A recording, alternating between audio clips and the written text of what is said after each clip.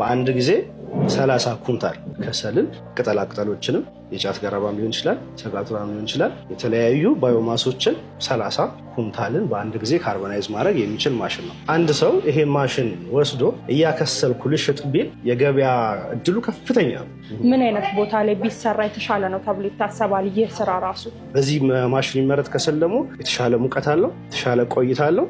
ካመረጥሽው የምትሸጩ ፕሮዳክት ነው። የተቃጠሉ ዘይቶችን በመጠቀም በተቃጠለ ዘይት ነው ይሄ ፕሮሰስ በሙሉ የሚሰራው። ካመረጥሽው የምትሸጩ ፕሮዳክት ነው። ምክንያቱም ካርበን ሞኖክሳይድ የለም እዚህ ጋር። በጣም በአነስተኛ መልኩ ነው ኤክስትራክት ተደርጎ ሁሉ ነገር በዘመናዊ መንገድ የተሰራ ከሰል ነው። የቆይታ ጊዜው የተሻለ ነው፣ የጭስ ልቀቱም የተሻለ ነው። ስለዚህ ይሄ ማሽን በሁለት መንገድ እንኳን ብናየው እጅግ ተሻሽሎ የቀረበ ማሽን እና ከዚህ በፊት ማሽን ለወሰዱ ሰዎች የሚያገለግላቸው ይሆናል ማለት ነው። ጥሩ። ግብአቱ ምንድን ነው? ግብአቶቹ የተለያዩ ባዮማሶችን ብለናል። ቅጠላ ቅጠሎችን፣ ሰጋቱራዎችን፣ የጫት ገረባን፣ ወያኔ ዛፍ ይባላል አይደል?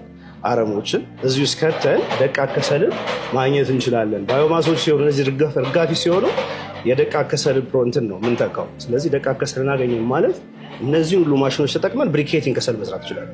ከዛም ባሻገር ደግሞ ግንዲላዎች፣ ፍልጥ፣ እንጨት ምናምን ከሆነ ደግሞ እነሱ እዚህ ውስጥ ይገቡና እሱ ካርቦናይዝ ከተደረገ በኋላ እሱን ቀጥታ ወደ ገበያ ማቅረብ ይቻላል። ምክንያቱም ከሰል በዚህ ማሽን ይመረጥ ከሰል ደግሞ የተሻለ ሙቀት አለው፣ የተሻለ ቆይታ አለው። ጥሩ። የኃይል ፍጆታ በመብራት ነው የሚሰራው ወይስ ያለ መብራት ነው የሚሰራው?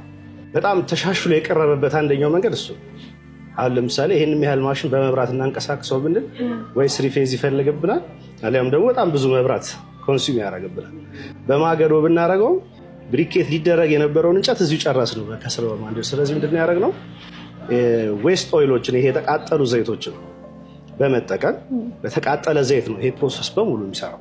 መፍጫ ሚክሰርና ፕሎደርን ጨምሮ 1,200,000 ብር ሙሉ የከሰል ማሽኖችን ከኛ ዘንድ ማግኘት ይችላል ማለት ነው። ይሄን 30 ኩንታል ከሚያወጣው አንድ ላይ በእናንተ ሚዲያ በኩል ለሚመጣ ለ20 ከስተመር የ10% ዲስካውንት እናደርጋለን። እናንተ ማግኘት ለሚፈልግ ሰው አድራሻ፣ ስልክ ቁጥር ጠቁመኝ። እሺ፣ እኛ ሐምድ ማሽነሪዎች የምንገኘው የሳሪሱ ሀና ማርያም ወረዳ 11 ጀርባ ወይም ደግሞ ቆጣሪ ትምህርት ቤት ጀርባ ነው የምንገኘው።